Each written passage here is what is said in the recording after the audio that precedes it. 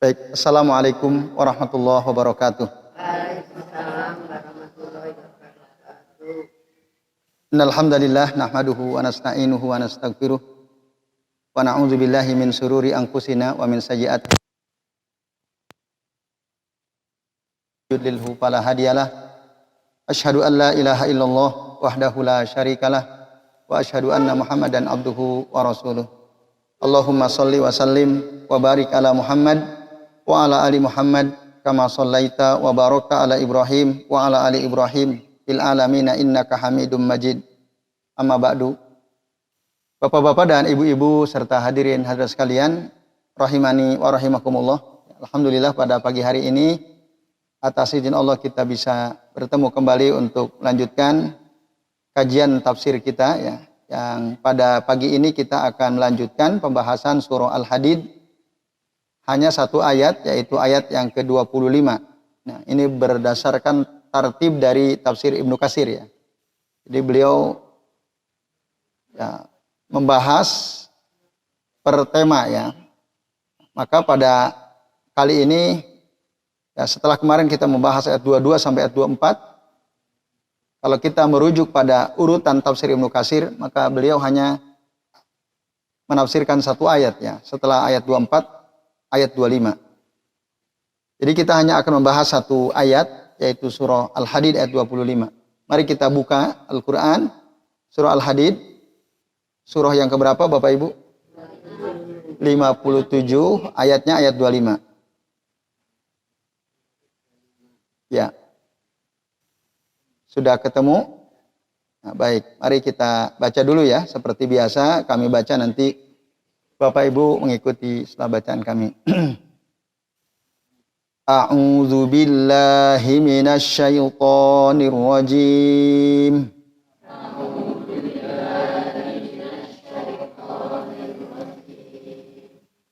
Bismillahirrahmanirrahim.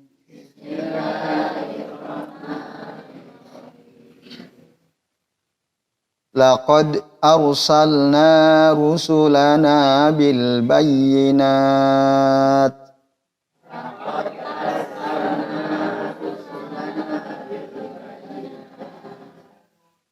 wa anzalna ma'ahumul kitaba wal mizan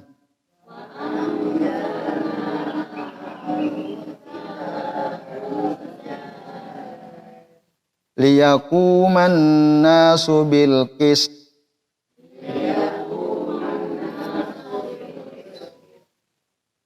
wa anzalnal hadida fihi ba'sun syadid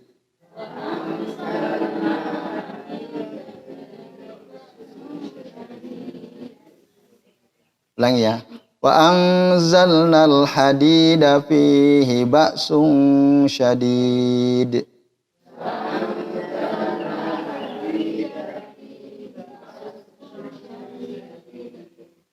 wa manafi'u lin-nasi wa liya'lamallah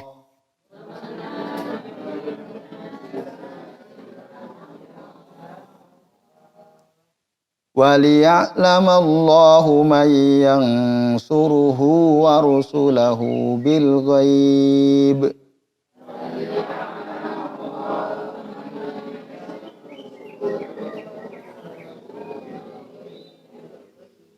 innallaha qawiyyun aziz.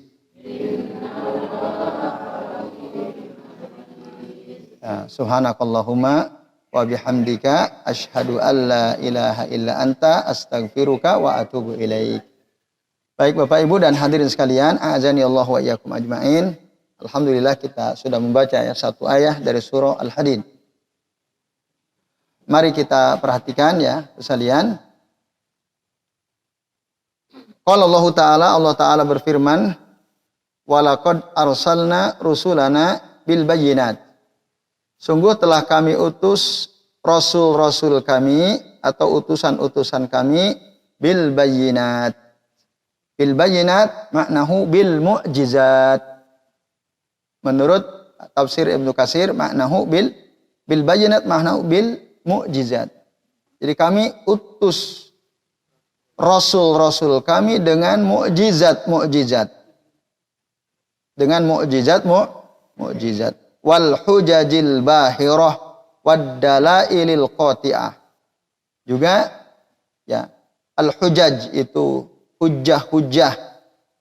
Ya, dalil-dalil yang kuat. Ya. Itu makna al-bayyinat, termasuk ya ad-dalail al-qati'at, dalil yang kuat yang bisa mengalahkan argumen penentangnya. Ya. Hujjah dan dalil yang bisa mengalahkan argumen para penentangnya. Nah, itu ya Bapak Ibu dan hadirin sekalian, a'azanillahu wa iyyakum ajmain. Wa anzalna ma'ahumul kitaba. Dan kami juga telah ya, menurunkan bersama dengan mereka para rasul itu Alkitab. Alkitab sesuatu yang dinukil dari Allah Ta'ala, al-musaddiqu, dan yang membenarkan kerasulan mereka atau kenabian mereka. Itu makna Alkitab ya. Jadi kata Ibnu Katsir atau dalam tafsir Ibnu Katsir, Alkitab makna huwa an-naqlu al-musaddiq. Ya, sesuatu yang dinukil dari Allah Ta'ala yang membenarkan. Membenarkan apa? Membenarkan kenabian dan kerasulan mereka. Itu Bapak Ibu dan hadirin sekalian, a'azanillahu wa iyyakum ajmain. Nah. Kemudian yang berikutnya, selain Allah turunkan bersama para rasul itu Alkitab, juga wal mizan. Al-mizan, timbangan. Liyakuman nasu bil qisti, supaya manusia itu menegakkan keadilan. Nah, apa yang dimaksud al-mizan pada ayat ini? Dalam tafsir Ibnu Katsir maknanya al-adl, keadilan. Ya, keadilan. Sementara dalam tafsir Ibnu Al-Jauzi, kata beliau ada dua makna kata al-mizan dalam ayat ke-25 surah Al-Hadid ini. Makna pertama al-adl. Al-mizan makna yang pertama adalah al-adl atau keadilan. Nah. Makna yang kedua timbangan. Allah turunkan timbangan, annahul ladzi yuzanu bihi. Tetapi di antara dua makna ini yang roji, yang terkuat adalah yang pertama. Jadi makna al-mizan pada ayat ini adalah keadilan. Jadi Allah utus para nabi dan rasul. Allah utus para rasul. Bersamaan dengan mereka ada al-bayinat, al-mu'jizat, al-hujjaj, al-bahirah, wad-dalail al-qati'ah tadi ya. Kemudian al-kitab. Al-kitab tadi maknanya apa? An-nakal al-musaddiq ya. Sesuatu yang dinukil dari Allah Ta'ala yang membenarkan kerasulan mereka, kenabian mereka, wal mizan dan keadilan. Nah, keadilan. Nah, dalam tafsir Ibnu Katsir dikatakan, ya, penjelasan berdasarkan beberapa ulama dari kalangan tabi'in seperti Mujahid, Qatadah dan yang lainnya. Jadi al-mizan itu maksudnya adalah al-adl, keadilan.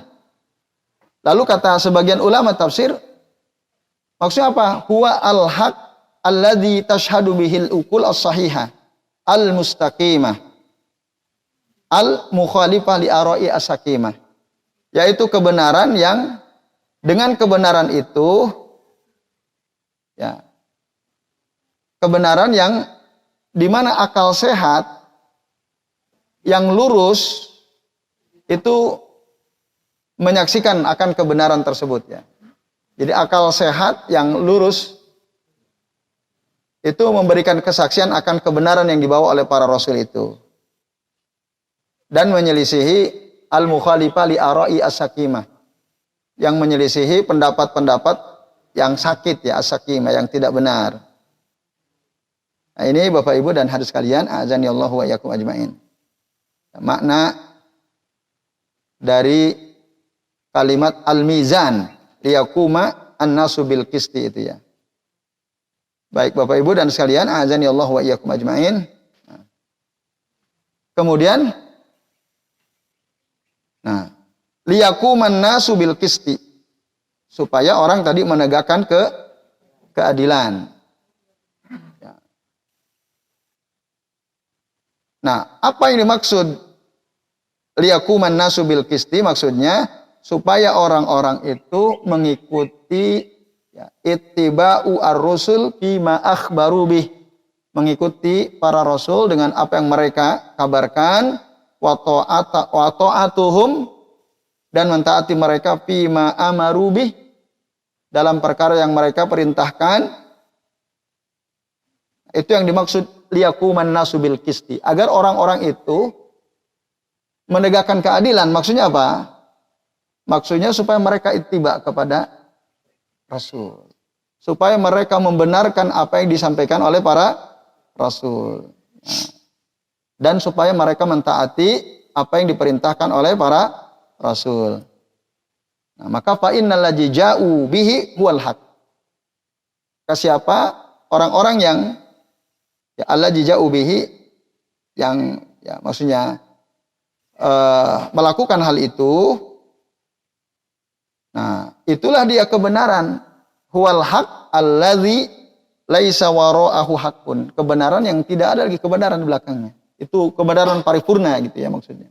Yang udah sangat sempurna kebenaran dalam kehidupan kita itu yang ikutin Rasul. Ittiba ar-rasul, ikutin para rasul bima akhbaru bihi, waalaikumsalam warahmatullahi wabarakatuh, dan mentaatinya. Nah, itu dalam penjelasan Ibnu Katsir ya, Bapak sekalian, a'adzani Allahu iyyakum ajmain. Makna tadi liyaquman nasu bil qisti. Nah, yang diberitakan oleh Nabi apa? Ya Al-Qur'an di dalamnya, isinya. Selain hadis-hadis beliau adalah juga apa yang ada dalam Al-Qur'an. Itulah yang dikabarkan oleh Nabi. Maka semua apa yang ada dalam Al-Qur'an itu benar. Wa tammat kalimatu rabbika sidqau wa adla. Sempurnalah semua kalimat-kalimat Tuhanmu, yaitu Allah Subhanahu wa taala. Sempurna dari sisi apa? Sidqa, dari sisi kebenarannya, wa adla, dan dari sisi keadilannya. Nah, maksudnya sempurna dari sisi kebenaran. Jadi seluruh apa yang ada dalam Al-Qur'an tentang cerita-cerita masa lalu, cerita Nabi Adam, cerita Nabi Nuh, cerita Nabi Shu'aib, cerita Nabi Musa, dan lain-lain, termasuk cerita para pendusta ya, seperti Fir'aun, Haman, apalagi Qorun, kaum Ad, kaum Samud, ya, kaum Tubba. Itu semua benar. Tidak ada kebohongan sedikit pun. Nah, sementara orang-orang kafir menyebut itu asatirul awwalin ya. Hanya berita-berita bohong orang-orang terdahulu. Nah, itu kekufuran yang luar biasa tuh ya. Ketika menuduh Al-Qur'an, apa yang ada dalam Al-Qur'an itu hanya berita-berita bohong. Min asatiril awwalin. Padahal Allah menerangkan di dalam surah Al-An'am ayat 115 tadi ya. Ayat 115. Al-An'am ayat 115 adalah ayat yang menerangkan tentang kebenaran seluruh berita dari Allah dan keadilan seluruh hukum-hukum Allah. Maka bunyi ayatnya, ayat 115 surah Al-An'am gimana tadi? Wa tammat kalimatu rabbika sidqau wa adla. Sempurna kebenarannya dari sisi kabar-kabarnya, informasinya, dan sempurna dari sisi keadilannya, maksudnya dari sisi hukum-hukumnya. Jadi hukum Allah itu Bapak Ibu semua adil. Ada orang mencuri harus dipotong tangan. As-sariqu was-sariqatu faqta'u aydiyahuma. Itu adil. Tidak ada hukuman yang lebih adil daripada untuk si pencuri daripada hukuman yang ditetapkan oleh Allah Ta'ala, yaitu potong tangan. Nah, ini ya Bapak sekalian, azanillahu wa iyyakum ajmain. Jadi ada suatu artikel menceritakan tentang tindakan kriminal di suatu negara gitu ya. Jadi di negara itu masif sekali tindakan kriminal ya terhadap masyarakat ya. Jadi dalam waktu yang sangat singkat itu banyak sekali terjadi tindakan kriminal, pencurian, perampokan, perampasan. Dan hukum negara tidak bisa menyelesaikan itu gitu. Mungkin ditangkap, penjara, keluarin. Ada lagi. Karena mungkin dibayar gitu ya. Oleh si pencuri itu tertangkap, disogok, ya udahlah, tangkap, keluarin, mau bayar berapa? Karena dia sehari-hari kan mencuri, gampang cari uang kan? Mau dibayar berapa? Aparat hukumnya minta berapa dikasih. Keluar lagi, mencuri lagi. Dan lebih dahsyat gitu. Nah, akhirnya warga ini ya, geram juga melihat fenomena yang terjadi ini ya. Jadi kok bukannya malah semakin berkurang. Akhirnya mereka mengambil inisiatif, ya, saya lupa negara mana ini, tapi saya baca di artikel, bukan Indonesia. Akhirnya masyarakat sepakat. Jadi kalau ada orang mencuri, merampas hak orang lain, merampok, itu tangkap langsung potong tangannya. Jadi langsung dihakimi oleh massa. Tapi dipotong tangan gitu. Tangannya potong beneran gitu ya. Nah, Bapak Ibu dan sekalian, ternyata setelah 1, 2, 3 kali hukuman itu diterapkan, yang terjadi apa? Berkurang drastis. Orang takut. Karena itu, hukumnya begitu. Nah, akhirnya hukuman tersebut diadopsi oleh undang-undang negara. Nah, dan memang akhirnya semakin aman. Gitu. Tapi kalau pencuri dibiarkan hanya ditangkap, nah, mencuri lagi. Gitu ya. Perampok ditangkap, ya merampok lagi. Itu bukti cerita yang diterangkan dalam artikel tersebut membuktikan bahwa sebenarnya hukum Allah itu ya hukum yang paling adil. Tidak ada hukum yang lebih adil daripada hukum Allah Subhanahu wa taala. Nah, ini ya Bapak Ibu dan hadirin sekalian, azanillahu wa iyyakum ajmain. Nah, ya. Iya. Koruptor itu melakukan kerusakan atau tidak? Ya. Koruptor sama nggak dengan pencuri? Secara hakikat sama atau tidak? Secara sama, tapi ada. Kalau mencuri merampok lain ya. Kalau perampok ya terang-terangan. Mencuri itu sembunyi-sembunyi. Tahu-tahu barang orang hilang kan gitu. Ya mungkin mirip-mirip mencuri lah ya koruptor. Nggak ketahuan gitu ya. Nah itu kayak begitu itu boleh sebenarnya. Karena kalau enggak coba ada kapoknya enggak? Enggak. Ya. Nah jadi itu ya. Ketika hukum Islam tidak diterapkan, ya begitu. Tindakan kriminal itu terjadi di mana-mana. Banyak orang terzolimi ya Bapak Ibu dan hadirin sekalian. Azanillahu wa iyyakum ajmain. Nah, maka padahal Allah udah menerangkan.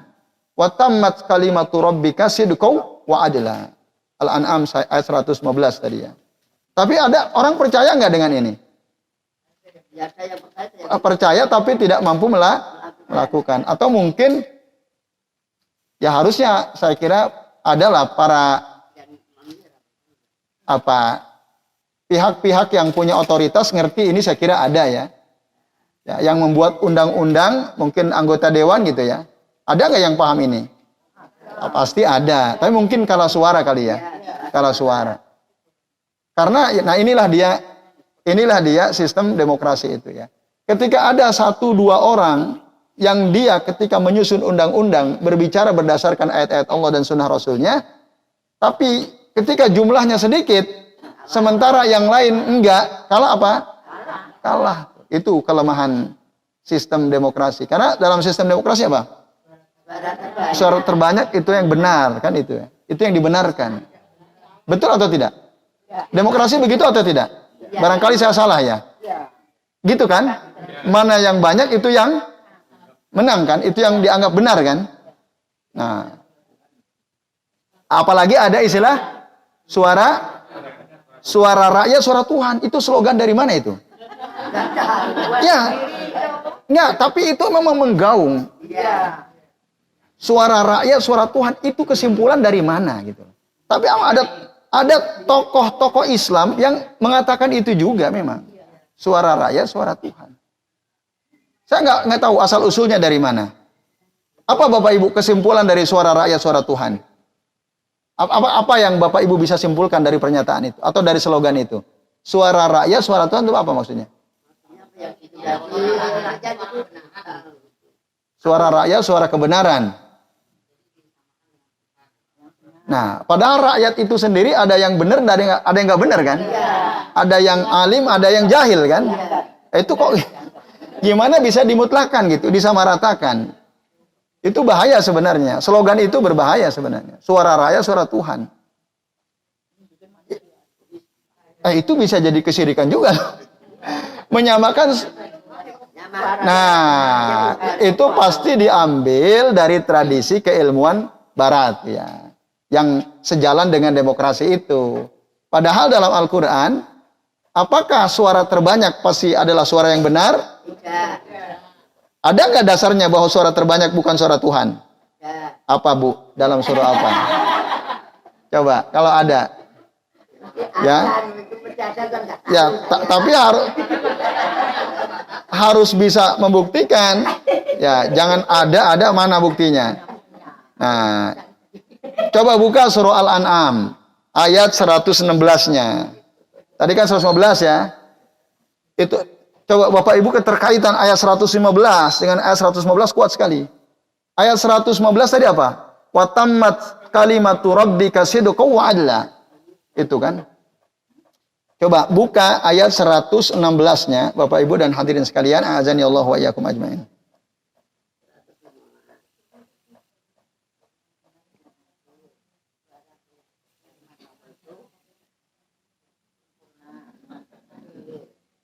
Udah ketemu belum?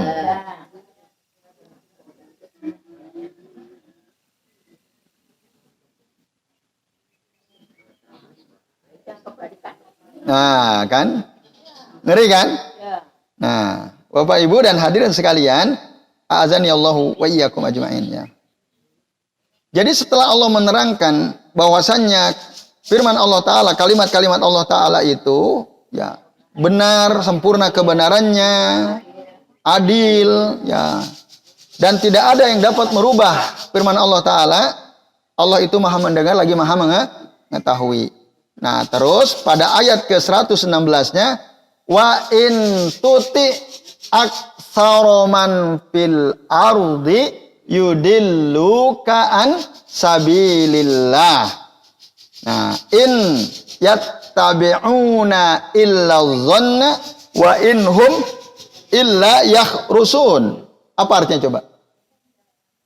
Dan jika kamu mengikuti kebanyakan, nah, coba kebanyakan. Jika kamu mengikuti kebanyakan orang di atas muka bumi, berarti kan ini prinsip demokrasi kan?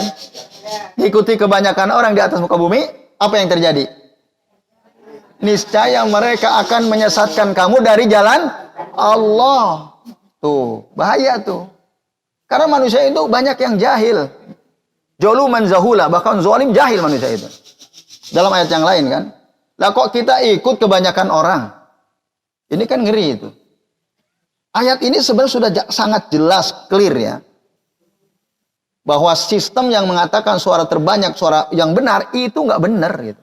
Itu jelas tertolak oleh ayat ini. Surah Al-An'am ayat 116. Yudilluka an sabilillah. Inhum wa in apa tadi?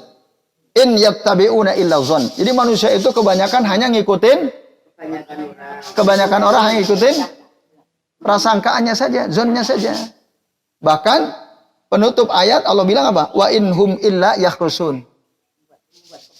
Jadi mereka itu hanya membuat kebohongan saja.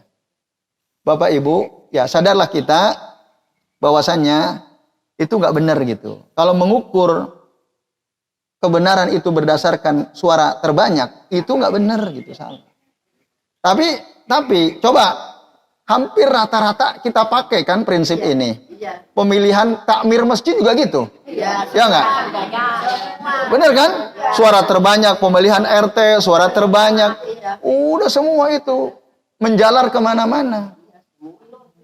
Maka beberapa pondok ya pesantren yang paham ini ketika akan menentukan ketua santri itu nggak menggunakan sistem demokrasi. Ya ada semacam ya di pondok kami ya, alma mater kami itu kan ada pimpinan santri kan, ada organisasi. Kalau di sekolah biasa namanya OSIS ya. Kalau di pondok kami ada namanya khusus. Maaf saya nggak sebut namanya biar yang penting Bapak Ibu tahu kan. Nah, ada, wah itu dahsyat sekali gitu. Dan itu sangat melatih ya mental kepemimpinan para santri itu. Ketika dipilih ketuanya itu enggak dipilih suara terbanyak santri, enggak. Itu ada semacam ya dewan khusus begitu ya.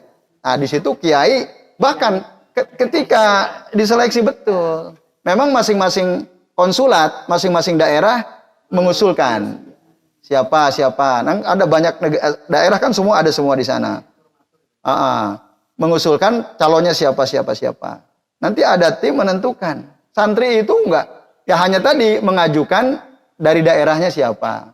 Nanti disaring. Nah, setelah itu nanti ada semacam tim khusus gitu ya, yang akan menentukan siapa. Tentu juga nanti ada rekomendasi dari pimpinan ya, dari kiai. Nah, dialah yang jadi, gitu. Dia yang jadi. Tapi banyak.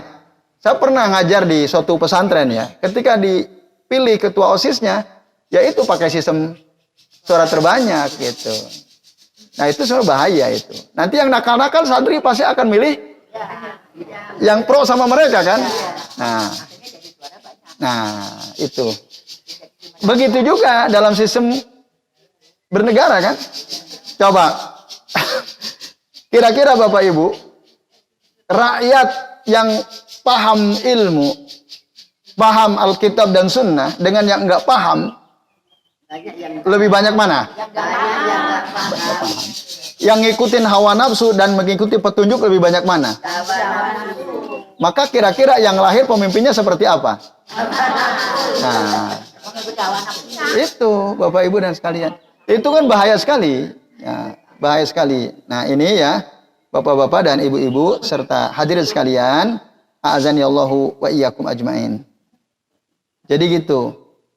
Maka tadi kita harusnya ya semoga lah kita berdoa ya para pemimpin negeri kita ini mereka kembali kepada Al-Quran dan Sunnah. Memang tidak ada jalan selamat kecuali ngikutin Al-Quran dan Sunnah. Tidak ada kecuali itu. Jalan kalau kita ingin selamat bahagia dunia akhirat, ikutilah Al-Quran dan Sunnah sudah. Ya, dalilnya misalnya dari hadis Nabi ya sallallahu alaihi wasallam. Atau dalam Al-Quran Allah Subhanahu wa taala mengatakan dalam Al-Quran gimana? Surah Al-Ahzab ya. Allah bilang apa? Wa in ya ayyuhalladzina amanu ittaqullaha wa qulu qawlan sadida yuslih lakum a'malakum wa yaghfir lakum dzunubakum wa may yuti'illaha wa rasulahu faqad faza fawzan 'azima. Barang siapa yang mentaati Allah dan Rasulnya, maka sungguh dia telah mendapatkan kemenangan yang besar. Percaya nggak kita dengan ayat ini? Percaya. Jadi kalau kita ingin mendapatkan kemenangan yang besar, ya keselamatan tentu saja, taat sama Allah, taat sama Rasul. Udah, gampang sebenarnya hidup ini ya, Bapak sekalian. Tapi tadi, kebanyakan kita ngikutin hawa nafsu ya. Ngikutin hawa nafsu. Jadi Al-Quran dan Sunnah akhirnya dikesampingkan. Nah ini ya Bapak-bapak dan Ibu-ibu serta hadis sekalian, a'azanillahu wa iyyakum ajmain. Nah, Bapak Ibu, lalu dalam tafsir Ibnu Katsir dikatakan begini. Nah, jadi yang dimaksud wa tammat kalimatu rabbika wasidqa wa adla itu sidqan fil akhbar adlan fil awamir wan nawahi. Benar dalam seluruh informasi yang ada dan adil dalam seluruh perintah dan larangan. Jadi perintah dan larangan Allah itu adil, termasuk hukum-hukumnya adil juga. Oleh karenanya orang-orang mukmin itu nanti ya di surga. Jadi orang-orang yang menempati ghuraful jannat wal manazil al aliyat was surur al masqufat. kamar-kamar di sorga-sorga, kedudukan-kedudukan tinggi nanti di sorga, yang mereka berbaring di atas dipan-dipan yang bertumpuk-tumpuk itu, mereka, kata Allah, akan mengucapkan apa? Alhamdulillahilladzi hadana lihadza wa ma kunna linahtadiya laula an hadanallah. Ya, laqad ja'at rusulu rabbina bil haqq. Nah, ini Bapak Ibu adalah ucapan penduduk surga. Apa maknanya? Alhamdulillahilladzi. Segala puji bagi Allah yang hadana lihada, yang telah memberikan petunjuk kepada kami untuk ini, untuk bisa masuk surga ini. Jadi mereka mengakui bahwasanya mereka masuk surga itu karena petunjuk dari Allah Ta'ala. Hadana lihada wa ma kunna linahtadiya. Dan kami tidaklah mungkin akan mendapatkan petunjuk laulaan hadanallah, jika tidak diberi petunjuk oleh Allah. Jadi petunjuk Allah jelas ada dalam Al-Quran, ada dalam sunnah Rasul SAW. Ikuti itu sudah. Nanti kita akan mengucapkan kalimat ini. Ya Allah, ya segala puji bagimu yang telah memberikan aku petunjuk.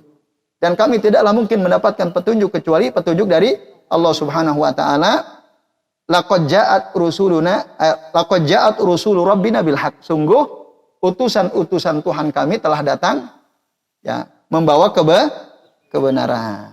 Nah, ini ya Bapak Ibu dan hadirin sekalian, a'azanillahu wa iyyakum ajmain. Mau enggak Bapak Ibu termasuk orang-orang yang mengucapkan kalimat ini? Mau. Nah, udah jelas kan? Ada Al-Qur'an ayat-ayatnya, ada sunnah Rasul sallallahu alaihi wasallam, dalam kitab-kitab disebutkan. Maka Bapak Ibu, kalau kita ingin hidup kita ini selamat, hidup kita ini benar, apa yang harus kita lakukan?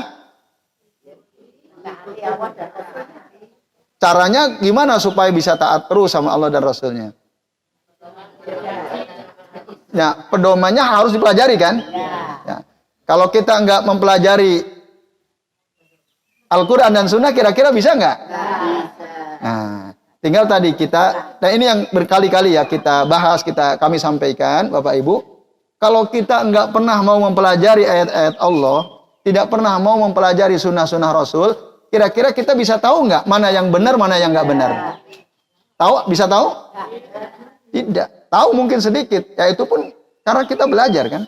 Kalau kita nggak pernah mau mempelajari ya ayat-ayat Allah, ya nggak tahu kita gitu, nggak akan tahu. Maka memang orang itu gimana caranya supaya bisa dijauhkan? Bu, ada itu kan? Ada yang enggak? Oh. Nah ini ya Bapak Ibu dan hadirin sekalian. Oh ya. Itu ya. Jadi intinya apa tadi? Awalnya harus mau belajar awalnya. Dari mau berilmu dulu. Itu langkah paling dasar. Kita mau membuka diri, mempelajari ayat-ayat Allah, mempelajari sunnah-sunnah Rasulullah SAW. Walaupun ketika sudah belajar belum tentu juga kan. Tapi itu harus dulu, itu dilakukan. Nah, makanya mencari ilmu, mempelajari kitab Allah dan sunnah Rasul itu adalah suatu keharusan, kewajiban. Karena itu pintu gitu. Pintu untuk bisa hidup benar. Yaitu Bapak sekalian. Nah kemudian kalimat berikutnya pada ayat 25 Allah Ta'ala berfirman gimana? Nah, wa anzalnal hadida fihi ba'sun syadid. Bapak Ibu dan hadirin sekalian, kata wa anzalna, ya, dan kami turunkan ya al-hadid. Apa makna al-hadid? Besi. Ya, fihi ba'sun syadid. Pada besi itu ada kekuatan yang dahsyat, Bapak Ibu sekalian. Nah, kekuatan yang dahsyat ya.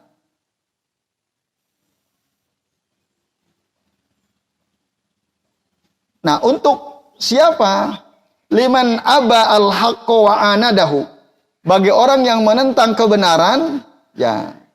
Orang yang enggan menerima kebenaran dan menentang kebenaran. Ba'da qiyami al-hujjah alaih. Setelah disampaikan hujjah kepada dia, mana yang benar, yang mana yang keliru, kok dia menentang? Nah, maka Allah turunkan tuh besi. Apa kaitannya besi dengan ini tadi? Apa? Ya, alat. Jadi besi itu kami jadikan sebagai alat. Untuk apa? Ya, untuk melawan orang-orang yang enggan menerima kebenaran, yang menentang kebenaran setelah sampai kepada mereka hujjah. Oleh karenanya, kata Ibnu Katsir, walihadza aqama Rasulullah sallallahu alaihi wasallam bi Makkah ba'da nubuwah salasa asrota sana.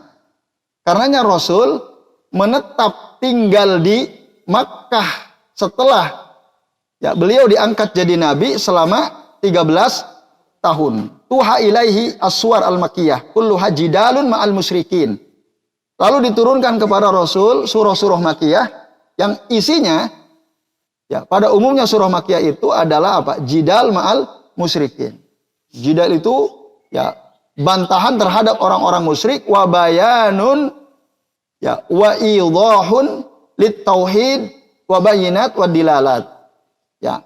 Sekaligus penjelasan tentang tauhid dan petunjuk-petunjuk ke arah tauhid itu ya. Nah, ketika itu sudah disampaikan, hujah itu telah sampai,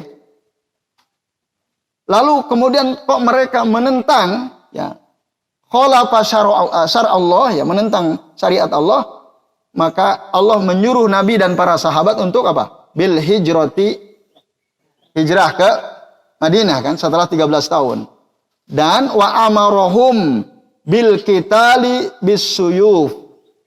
Allah menyuruh Nabi dan para sahabat untuk apa? Memerangi orang-orang musyrik tadi dengan pedang. Ya. Nah, pedang dari apa? Dari besi. Nah, ini. Untuk memerangi mereka dengan pedang, siapa yang diperangi? Liman khalafal Qur'an wa anadahu. Yang menentang Quran, wa kadzdzaba bihi, mendustakan Al-Qur'an, wa anadahu, dan menentang Al-Qur'an. Maka peperangan itu baru disyariatkan setelah Nabi hijrah ke Madinah. Sebelum Nabi hijrah ke Madinah ada nggak peperangan? Maksudnya antara kaum muslimin dengan orang kafir? Belum. Rasul mengalah, selalu mengalah. Jadi kalau ada orang mengatakan, orang Islam kok zaman sekarang emosian gitu ya, mudah tersulut emosinya, apa-apa langsung jihad-jihad gitu. Rasul itu penyabar, kata mereka. Rasul itu penyabar. Coba lihat dulu sahabat disiksa. Apa Rasul memerangi orang yang nyiksa sahabat? Tidak, kan gitu kata mereka. Jadi kalau kita emang betul pengikut Rasul, ini kata mereka ya, orang-orang yang ilmunya kurang ya. Nah, iya kan? Karena taunya mereka cuma itu. Rasul itu ramah, Rasul itu penyabar, kan gitu. Ya, orang Islam harus ramah penyabar. Maka kalau ada orang Islam sedikit-sedikit marah, Rasulnya dihina, marah, Al-Quran dilecehkan, marah. Ini bukan pengikut Rasul, kata mereka. Rasul itu lihat dong, gitu. Nah, lihat dong. Bahkan Islam itu agama yang ramah, bukan pemarah. Pernah nggak dengar slogan begitu? Sering kan itu bahkan tokoh-tokoh Muslim itu dalam puisi-puisi mereka itu, dan ini menjadi ini juga kan digaungkan gitu ya. Bapak Ibu, Islam itu ramah, tapi ada saatnya marah. Ada nggak? Ada saatnya marah. Nah, lah kalau nggak ada kemarahan, ada nggak peperangan kira-kira? Tidak akan ada, tapi kemarahan yang terkendali tentu saja. Ya, bukan karena syaitan ya. Kemarahan yang terkendali sesuai dengan tuntunan syariat. Nah ini sekalian. Jadi dia yang ngomong seperti itu, dia hanya paham sebagian dari peristiwa sejarah Islamnya. Mereka hanya memotret kehidupan Rasul waktu masih di Makkah. Karena memang waktu itu jihad kita belum disyariatkan karena belum mampu, jumlahnya masih sedikit. Nah, orang Indonesia, umat Islamnya banyak atau sedikit? Kalau disuruh sabar terus, ya habis. Iya kan? Apa-apa sabar. Nah, itu ya. Islam dilecehkan, sabar gitu ya. Nggak usah nuntut. Nah, Bapak Ibu, ada saat biar Allah sendiri yang membalas gitu ya. Nanti kita di akhir ayat nanti kelihatan ya. Baik. Jadi itu Bapak Ibu slogan orang yang begitu ya.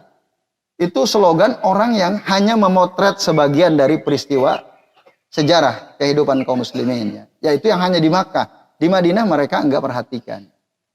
Baik, jadi Rasul itu hadid Allah turunkan. Fihi ba'sun syadid tadi. Ada kekuatan yang dahsyat untuk dijadikan pedang, untuk dijadikan tombak, ya kan? Untuk dijadikan apa lagi? Mata panah. Kalau sekarang baju besi, kalau dulu baju besi. Itu kekuatan yang dahsyat. Kalau sekarang apa? Pistol, senjata, apalagi tank gitu ya, dan lain-lain itu kan dari besi kan? Dari besi atau dari roti? Dari besi. Itu kekuatan dahsyat itu. Itu Allah turunkan wa anzalna. Bapak Ibu, ada orang bertanya, Allah turunkan. Apakah ini maksudnya Allah turunkan sebagaimana Allah turunkan hujan atau bagaimana? Ya kan? Kan wa anzalna. Anzalna itu Allah turunkan. Ada sebagian orang bingung gitu. Kalau anzalna Alkitab itu oke lah, bisa diterima oleh akal. Gitu ya. Tapi kalau besi diturunkan itu gimana? Kan betul nggak bunyi ayatnya gitu? Wa anzalnal hadid ya, fihi ba'sun syadid. Nah, kalau kita buka tafsir dari ayat ini di tafsir Ibnu Al-Jauzi, makna wa anzalnal hadid fihi kaulani, itu ada dua makna.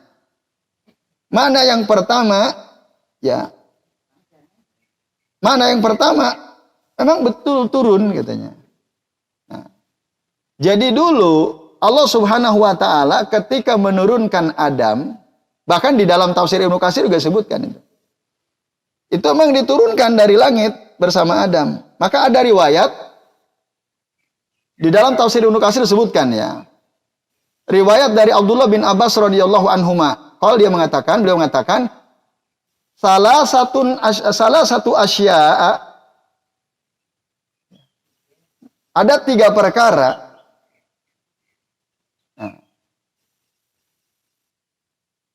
Nuzilat ma'a Adam, diturunkan bersama Adam. Yang pertama apa? As-sandanu wal kalbatanu wal miqa'atu.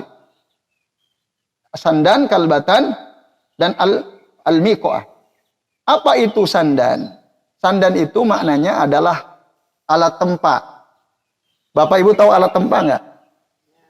Jadi kalau pandai besi itu mau membentuk pedang apa kan ada alat tempanya, itu sandan namanya. Sandan dalam bahasa Arab itu sandan maknahu. Terus kalau al-kalbatan, ya.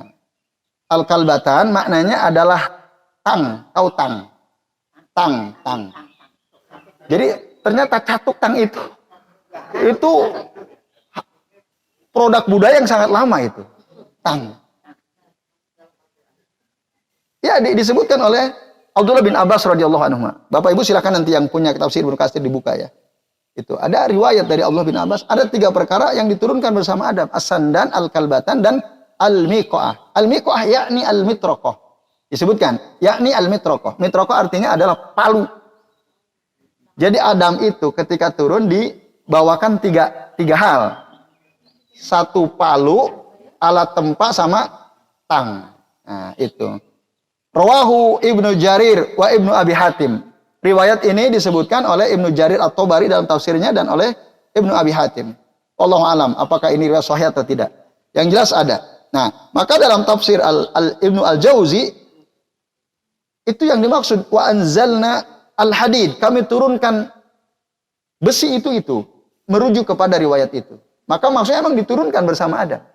Gitu. Nah, coba kalau kita nggak ngaji, tahu nggak riwayat ini? Nggak ya, nggak tahu. Jadi Bapak Ibu, apa alat yang Allah bersamai Adam dengan alat itu? Ada berapa alat? 3. Apa yang pertama? Alat tempa. Yang kedua, tang. Yang ketiga, palu. Kok Ibu tahu dari mana? Dari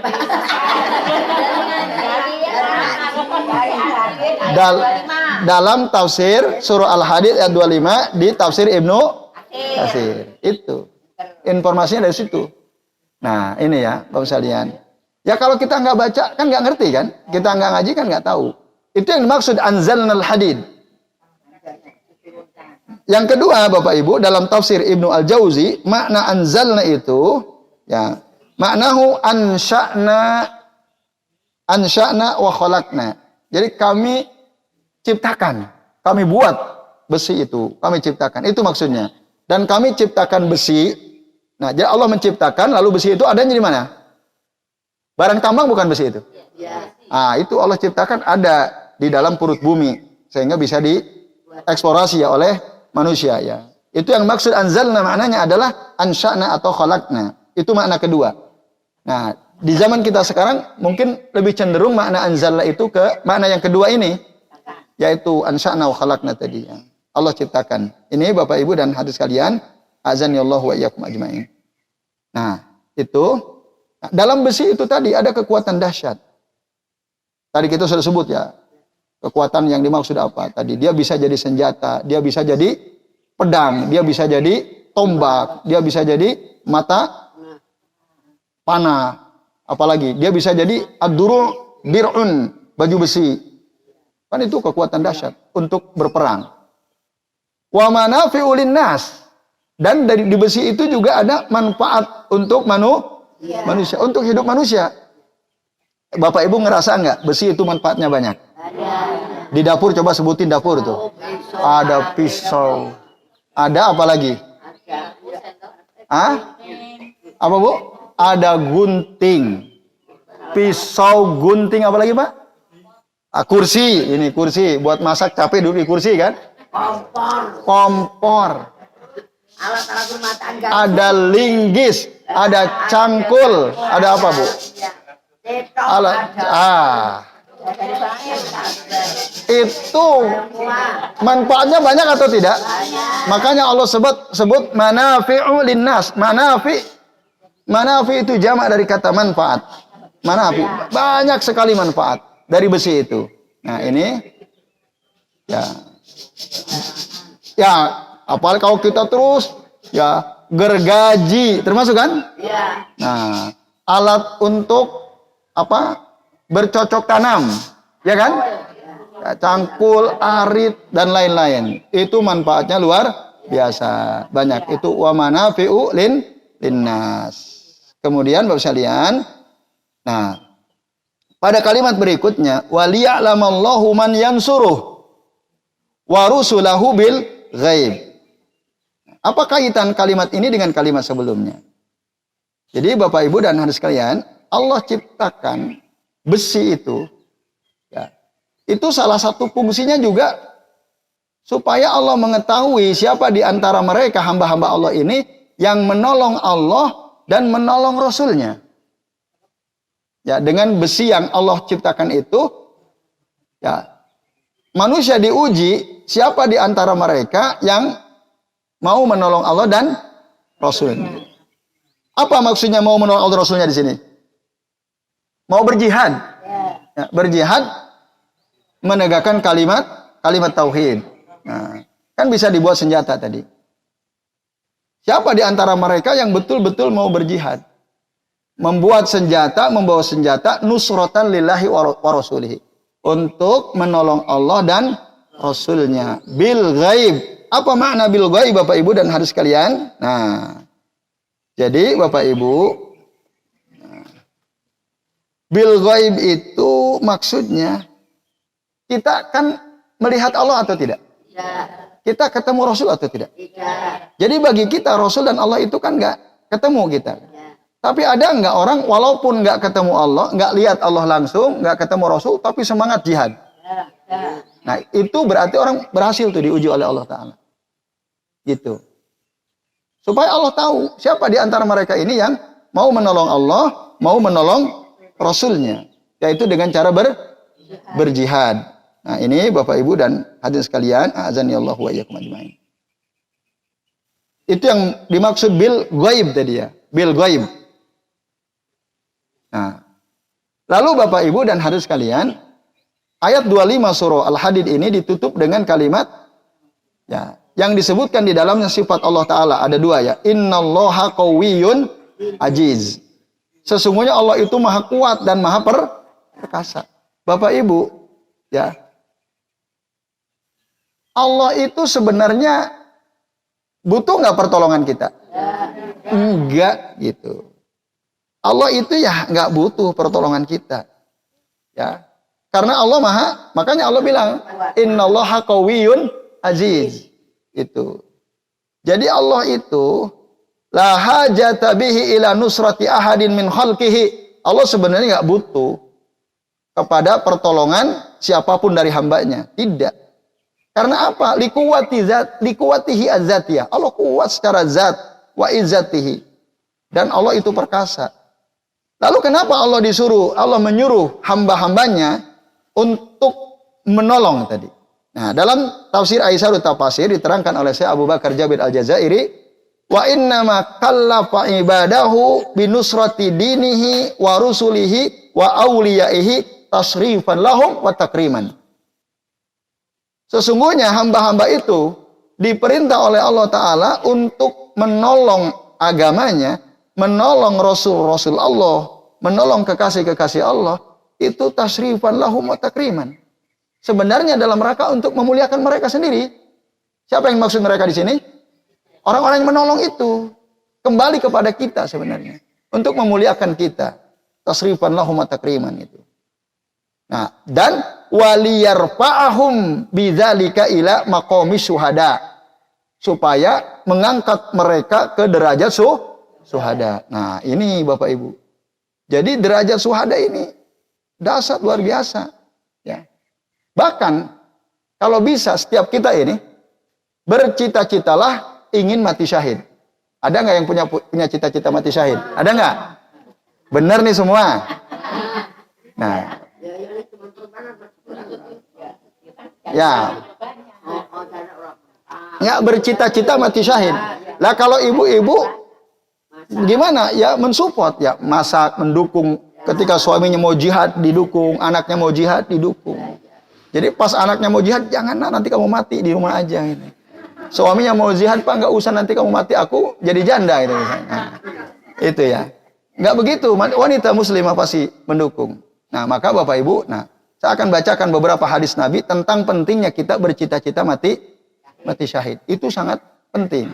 Nah, kata Nabi dari Anas bin Malik radhiyallahu anhu, Rasul bersabda, "Man talaba syahadata shadiqan." Barang siapa yang mencari ya derajat kesyahidan, mati syahid betul-betul jujur gitu ya dari hatinya, maka u'tiyaha walau lam tusibhu. Allah akan kasih dia derajat syuhada itu walaupun dia tidak mendapatkan dalam kehidupan nyata. Dia ingin gitu. Dia mencari kesyahidan. Enggak, dia enggak dapat gitu. Karena aman aja, negerinya aman kan, tidak ada peperangan misalnya. Allah akan u'tiyaha walau lam tusibhu. Allah akan kasih dia derajat itu meskipun dia tidak mendapatkannya. Hadis riwayat Muslim. Nah, di sini niat penting. Niat itu penting. Yang kedua, Bapak sekalian, hadis dari Sahal bin Hanif radhiyallahu anhu.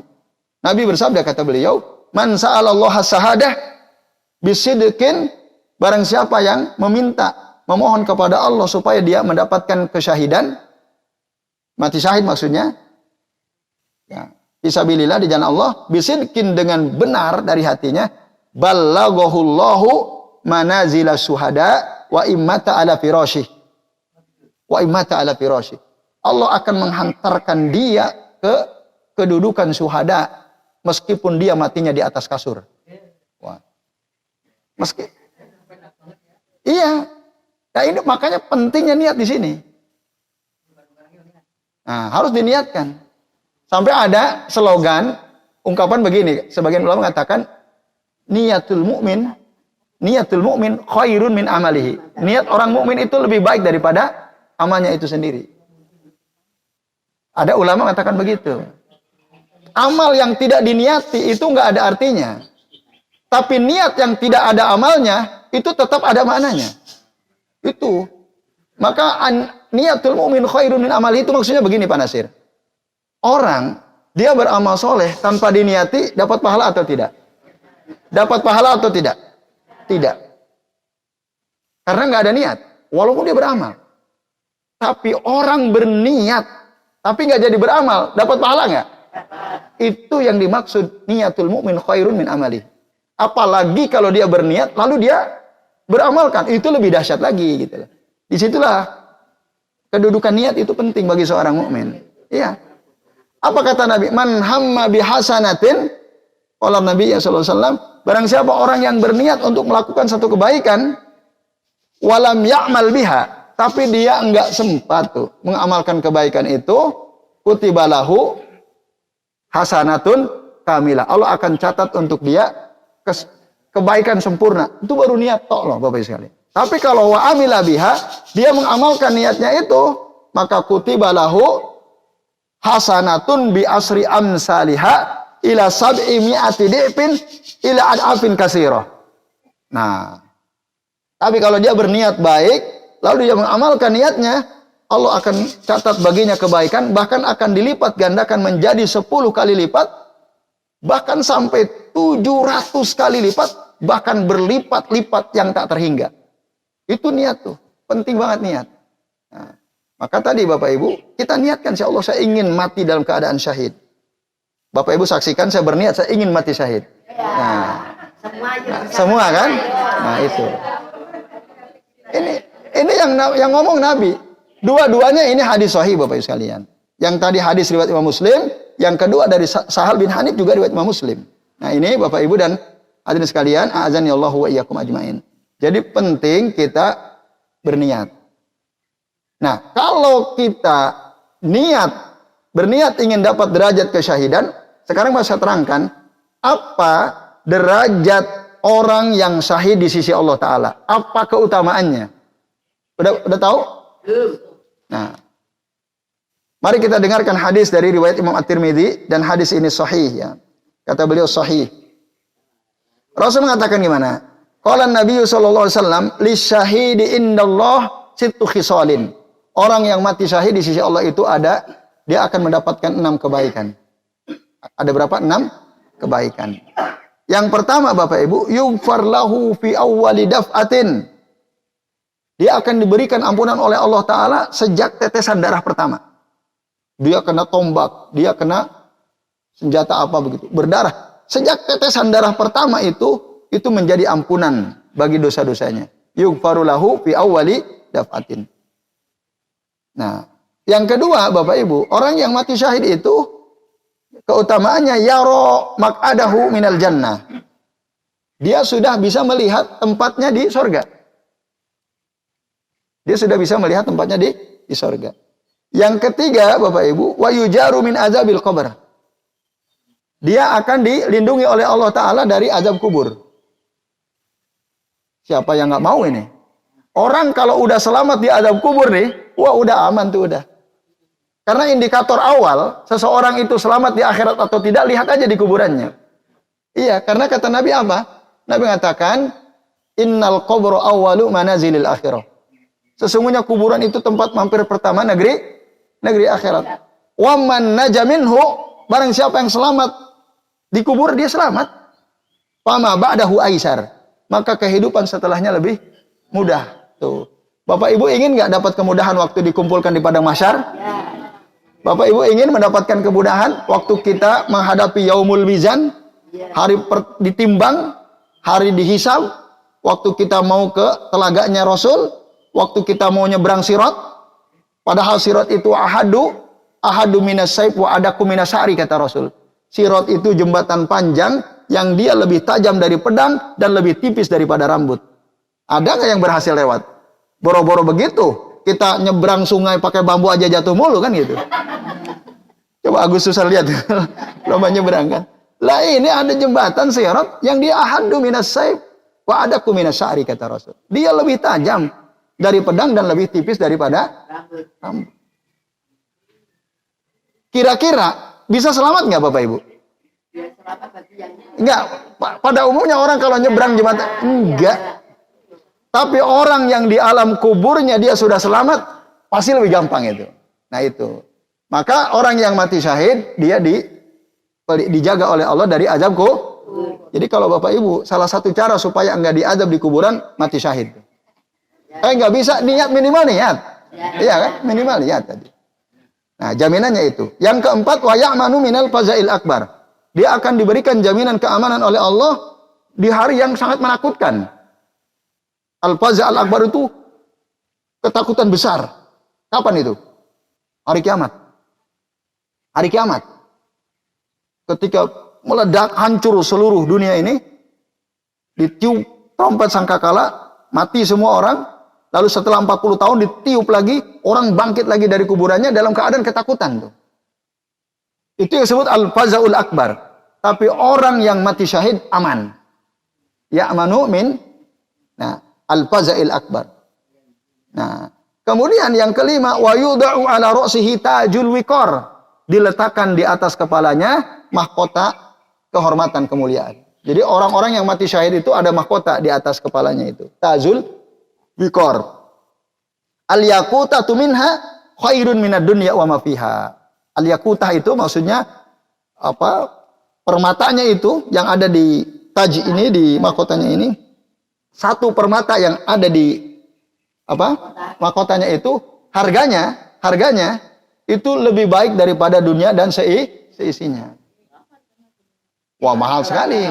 Nah, itu ya. Nah, ini supaya kita bisa membayangkan gitu. Sampai Nabi memberikan gambaran bahwa permata yang ada di mahkota orang yang mati syahid kelak nanti di akhirat itu lebih baik daripada dunia dan seisinya. Itu yang keberapa? 5. Tadi ada? Itu kelima apa keempat? Keempat. Kan ini lanjutan. Kan lanjutan dari pembahasan tentang mahkota kan? Ya kan? Ini yang keempat. Yang kelima, wa yujawwajus nataini wa sab'ina zauzatan minal huril ain. Ini dia Pak Dadang nih ya. Nah, dia akan dinikahkan oleh Allah Ta'ala dengan 72 bidadari surga. Nah, ini laki-laki ya. Nah, tapi ini sering jadi olok-olokan orang-orang jahil itu ya. Jadi seakan-akan mereka tidak percaya dengan hadis Rasulullah SAW. Ya, dengan 72 bidadari surga. Jauzatan minal huril ain. Bapak Ibu yang orang yang sering mengolok-olok tadi itu, kan dia sering mengolok-olok. Apa sering menghina kan? Menghina. Ya, maaf Bapak Ibu, ngikutin berita nggak? Yang ada seorang itu, ya kan? Kan bicara soal ini sebenarnya. Lalu diolok-olok dan olok-oloknya itu tidak sopan sekali, kotor sekali kan? Nah, kan itu bukti bahwa mereka itu sering menghinakan hadis Nabi ini. Tapi kalau mereka dikasih, nih, kamu mau nggak dinikahkan dengan bidadari-bidadari cantik ini? Nggak usah 72 lah, 2 aja misalnya. Mau nggak kira-kira mereka? Oh, pasti senang. Ya. Nah, perempuan bagaimana? Itu kan yang dibahas oleh si itu ya. Yang ya saya nggak usah sebut namanya karena udah disebut namanya ya. Nah, itu kan beliau menerangkan itu. Jadi kalau perempuan tidak tertarik kepada bidadara, karena nggak ada bidadara gitu. Nggak ada bidadara, adanya bidadari gitu. Jadi wanita itu sudah merasa cukup puas dengan seorang suami, tapi mereka diberi perhiasan-perhiasan. Ibu-ibu suka perhiasan nggak? Kalau suami ibu beliin perhiasan, seneng nggak ibu? Ya pasti seneng banget. Nah, itu wanita nanti oleh Allah diberi perhiasan. Tapi kalau laki-laki disuruh milih, ya, ada emas 10 gram atau emas 20 gram dengan wanita, pilih mana Pak Lukito? yang siap jadi istri antum ya. Belum ada pilihan. Iya, baik. Ya. Nggak mau nolak, Pak Nasir nggak mau nolak ya. Ya. Itu yang ke-6. Yang kelima, yang ke-7, yang ke-6 kan ada 6 tadi ya. Wa yusaffa'u fi sab'ina min aqaribihi. Dia akan bisa memberikan syafaat kepada 70 orang dari keluarganya. Jadi keluarganya yang disiksa oleh Allah Ta'ala ya. Itu akan diringankan siksaan karena dapat syafaat dari dia. 70 anggota keluarganya. Min aqaribihi. Dari kerabatnya. Itu orang mati syahid. Ada 6 keutamaan. Bapak Ibu, sebutkan 6 keutamaan bagi orang yang mati syahid. Berikan ampunan sejak tetesan darah pertama. Terus? Sudah diperlihatkan tempatnya di sorga, terus dilindungi azab kubur, terus diberikan jaminan keamanan pada hari ketakutan besar, ya, hari kiamat. Terus akan diletakkan di kepalanya mahkota kemuliaan yang harganya lebih baik daripada dunia dan seisinya. Yang kelima, dinikahkan dengan 72 bidadari surga. Dan yang keenam terakhir, nah, akan bisa memberikan syafaat kepada 70 keluarganya. Nah, baik. Jadi Bapak Ibu, itu ya. Jadi besok insya Allah ada door prize nanti ya. Sebenarnya hari ini mau disediakan, cuma ya donaturnya lupa bawa gitu ya. Sudah siap sebenarnya. Nanti besok aja.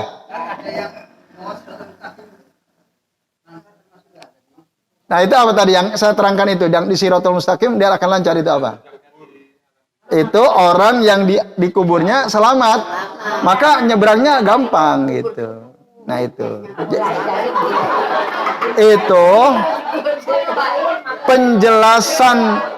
penjelasan lanjutan dari yujaru min azabil qabr tadi. Itu. Ya.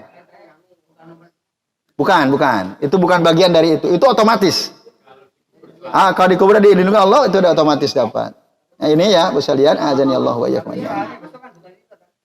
Ya, nanti terserah yang memberi soal. Yang jelas yang pernah dikaji gitu ya. Soalnya yang pernah kita pelajari kemarin dan hari ini.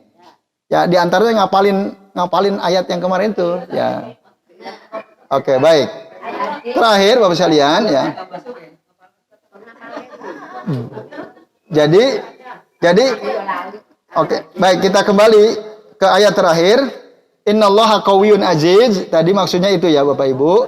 Allah itu sebenarnya hakikatnya tidak butuh kepada pertolongan manusia. Karena Allah itu qawi, Allah itu kuat, Allah itu aziz. Nah, disuruh untuk berjihad itu bukan kepentingan Allah, tapi untuk kemuliaan mereka sendiri. Maka kesimpulannya, ini yang terakhir Bapak Ibu, dalam tafsir Aisyarut Tafasir dijelaskan kesimpulan dari surah Al-Hadid ayat 25 ini adalah bayanu ifdalillahi wa in'amihi 'alan nasi ya, bi irsalir rusul wa inzalil kutub wal mizan wa inzalul hadid bima fihi min manafi'in linnasi wa ba'sin syadid. Artinya ayat ini menjelaskan ya karunia Allah Ta'ala, nikmat Allah Ta'ala kepada manusia. Apa nikmat yang dimaksud? Satu, Allah utus para rasul. Yang kedua, Allah utus apa? Allah turunkan kitab Al-Quran. Ini nikmat Allah ini Al-Quran ini. Allah turunkan rasul, Allah turunkan Al-Quran, kitab, Allah turunkan Al-Mizan. Apa tadi Al-Mizan? Keadilan maksudnya. Nah, kan dalam Al-Quran jelaskan ya adil itu seperti apa. Lalu apalagi nikmat Allah? Allah ciptakan besi, Allah turunkan besi. Itu semua untuk siapa? Untuk manfaat bagi manusia. Itu min manafi'il linnas wa ba'sin syadid, dan untuk kekuatan. Nah, maka besi itu untuk kekuatan. Jadi saya kira ini Bapak Ibu dan hadirin sekalian apa yang bisa kami sampaikan. Ya, Ibu. Nah, yang dimaksud syahid tadi pada keterangan yang kami sampaikan itu orang yang berperang di jalan Allah, betul-betul berperang, membela kemuliaan kaum muslimin. Ya, kalau makna asalnya yang dimaksud syahid itu, contoh ya orang-orang Palestina yang mempertahankan Masjidil Aqsa, negara mereka, yaitu mati syahid. Itu. Nah, Bapak Ibu, peperangan antara kaum muslimin dan orang kafir kemungkinan terjadi atau tidak? Tetap akan terjadi di masa-masa yang akan datang. Gitu. Sekarang alhamdulillah kita hidup dalam keadaan tenang, aman, dan kita berharap semoga seperti ini. Tapi tetap cita-cita syahid harus ada gitu. Bercita-cita ingin mati syahid bukan berarti bercita-cita ingin perang, enggak. Bedakan lah ya. Ya. Nanti wah ini orang radikal banget, nyuruh bercita-cita mati syahid. Enggak begitu maksudnya. Kita semua berharap, karena kalau perang itu pasti nyaman atau tidak? Tidak akan nyaman. Kalau perang, bisa nggak kita duduk seperti ini mempelajari ayat Allah? Tidak mungkin bisa, nggak bisa.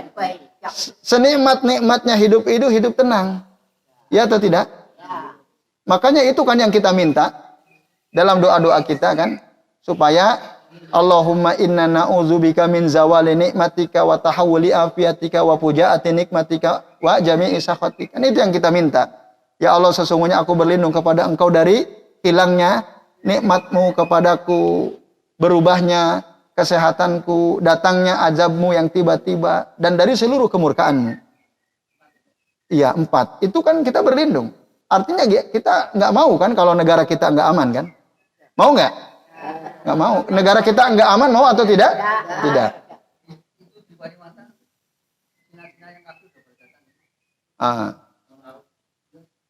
Ya tadi, maksudnya kan ada pertanyaan, kalau di zaman sekarang syahid itu seperti apa? Ya tetap sama, orang yang berjihad di jalan Allah, berperang lalu meninggal ketika berperang melawan orang-orang kafir, musuh-musuh Allah Subhanahu wa taala. Itu, Bu.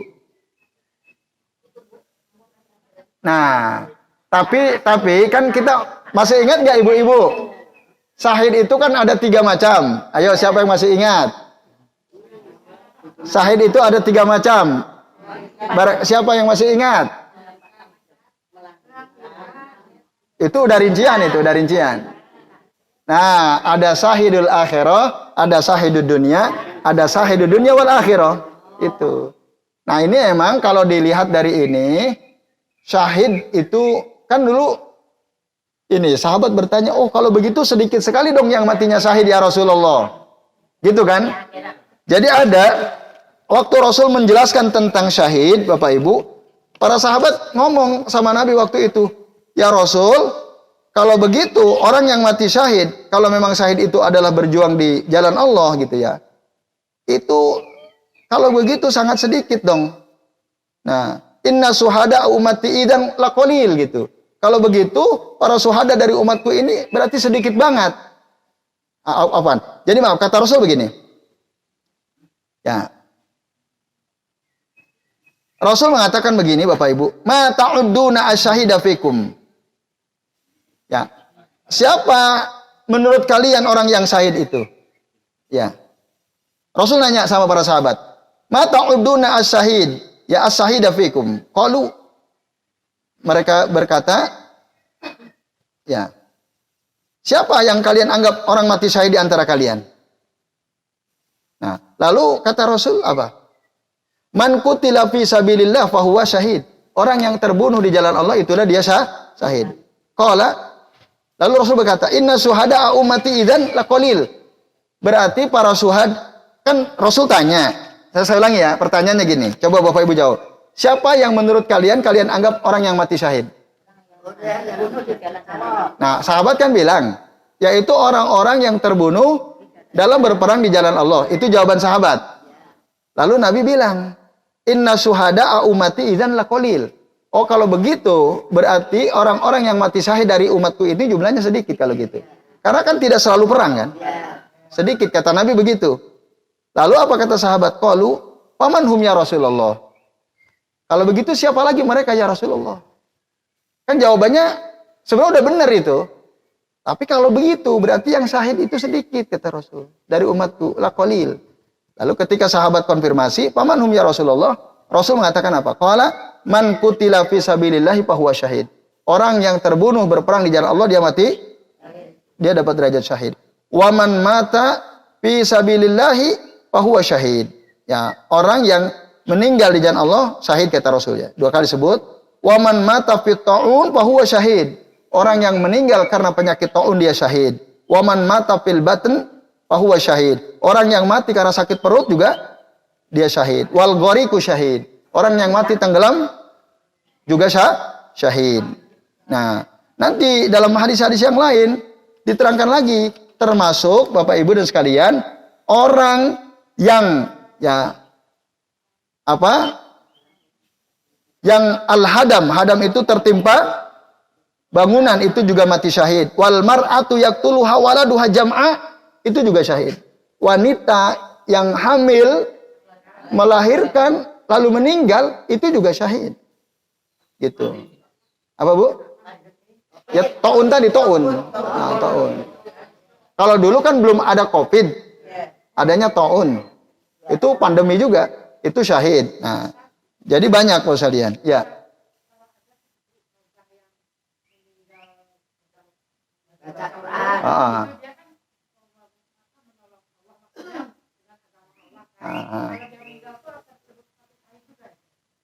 Bapak, ya, insya Allah ya. Bapak Ibu dan hadirin sekalian, baca Quran itu kan ibadah juga ya. Ibadah, baca Quran, zikrullah kan, zikir juga. Dia keluar dari rumah kan. Bukankah Nabi pernah mengatakan, man kharaja fi talabil ilmi, fahuwa fi sabilillahi hatta yarji'a. Barang siapa orang yang keluar dalam mencari ilmu, maka dia berada di jalan Allah sampai dia kembali pulang. Itu udah pulang belum itu? Belum kan? Nah, itu insya Allah dapat derajat syahid. Insya Allah. Ya ini Bapak Ibu sekalian. Nah,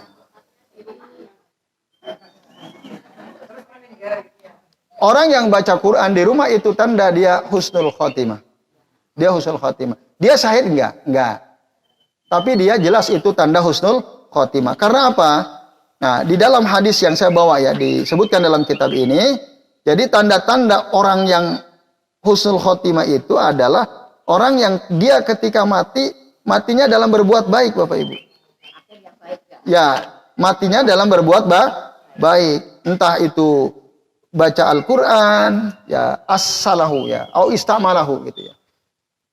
Jadi kalau Allah ingin memberikan kebaikan kepada seorang hamba, maka Allah akan menggunakan dia untuk berbuat baik. Istamalahu. Nah, terus kemudian dia mati dalam keadaan seperti itu. Nah, itu tanda berarti dia husnul khotimah, ya husnul khotimah. Jadi itu Bu, wallahu a'lam bishawab. Baik Bapak Ibu dan hadirin sekalian, jelas ya? Nah, saya kira itu yang bisa kita bahas. Cukup kan? Udah nggak ada pertanyaan lagi? Ya, baik. Oke, silakan. Terakhir ini terakhir. Ya. Ya, betul. Hmm.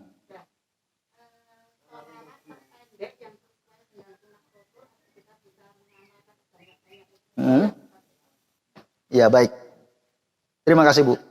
Sholawat terpendek yang bisa kita baca ya sebanyak-banyaknya baik di hari Jumat ataupun di luar Jumat ya. Karena sholawat itu adalah ibadah mutlak ya.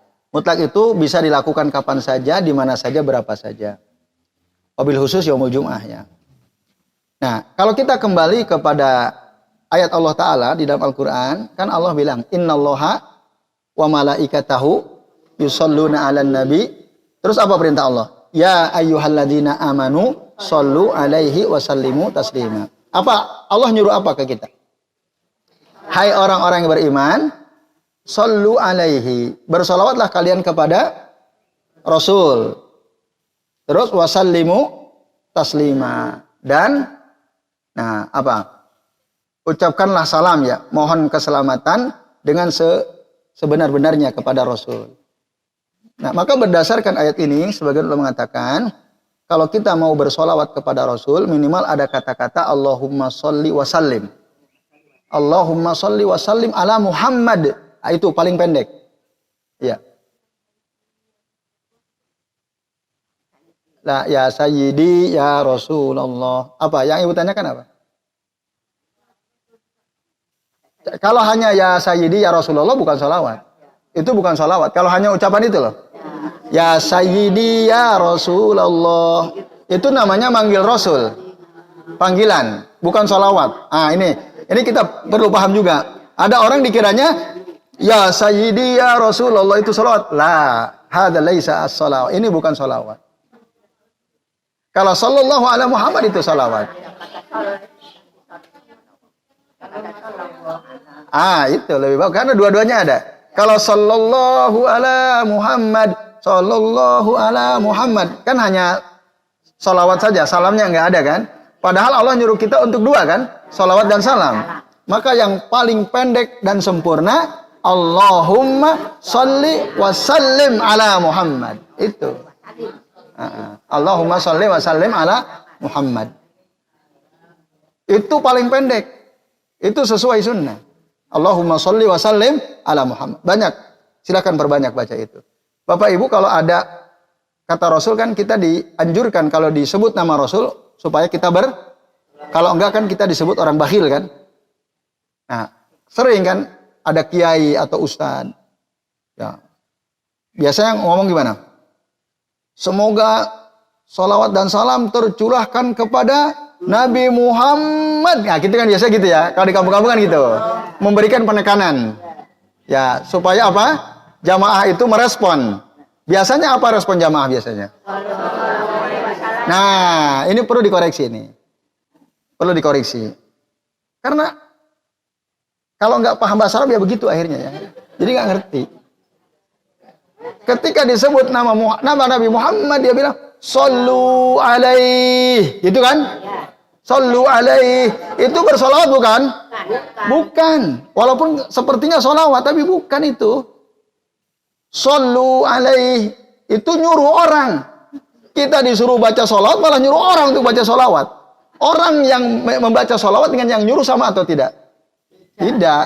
Ya. Walaupun mungkin dia bisa beralasan.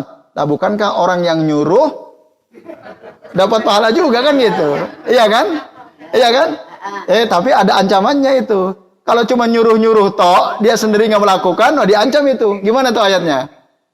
Atamuruna nasa bil birri wa tansawna anfusakum, kan? Apakah kalian menyuruh orang lain berbuat baik sementara kalian sendiri lupa? Nyuruh orang baca salat, ente sendiri nggak baca. Itu ditegur oleh Allah Ta'ala itu. Nah, itu ya. Dalam surah yang lain, kabura maqtan indallahi an taqulu ma la taf'alun. Sungguh besar kemurkaan Allah Ta'ala, kalian mengatakan sesuatu yang kalian sendiri nggak melakukan. Kita nyuruh orang baca sholawat, kita nggak baca sholawat. Maka hati-hati, sallu alaih, itu bukan sholawat. Itu nyuruh orang baca sholawat. Harusnya ketika disebut nama Rasul, kita ucapkan apa? Allahumma sholli wa sallim alaih. Minimal itu. Ya, itu bukan sallu alaih. Tapi orang ikut-ikutan kan? Karena kiainya gitu, sallu alaih. Ikut sallu alaih. Itu namanya taqlidul a'ma itu ya. Jadi ngekor itu ya, nggak ngerti artinya. Itu benar, itu salawat. Sallallahu alaihi wasallam. Semoga Allah ya melimpahkan kesejahteraan dan keselamatan kepada beliau, kepada Rasul. Itu benar. Memang sigoh itu bentuk salawat macam-macam redaksinya. Bisa Allahumma sholli wa sallim ala Muhammad, bisa sallallahu alaihi wasallim, bisa wasallam ya, sallallahu alaihi wasallam. Juga boleh. Jadi ini. Nah, maka penting kita ngerti bahasa Arab tuh, Bu. Ya kan? Coba kalau kita nggak ngerti, dikiranya orang bilang sallu alaihi, dikiranya bersolawat kan? Ya atau tidak? Ya. Padahal itu bukan solawat. Gitu. Paham ya? Oke, itu Bu. Wallahu a'lam bishawab. Baik Bapak Ibu, saya kira cukup ya. Mari kita akhiri dengan membaca doa kafaratul majlis. Subhanakallahumma wa bihamdika asyhadu an la ilaha illa anta astaghfiruka wa atubu ilaik. Wa sallallahu ala Muhammadin wa ala alihi wa sahbihi wa baraka wa sallama alaihi ajmain. Billahi taufiq wal hidayah. Wassalamualaikum warahmatullahi wabarakatuh.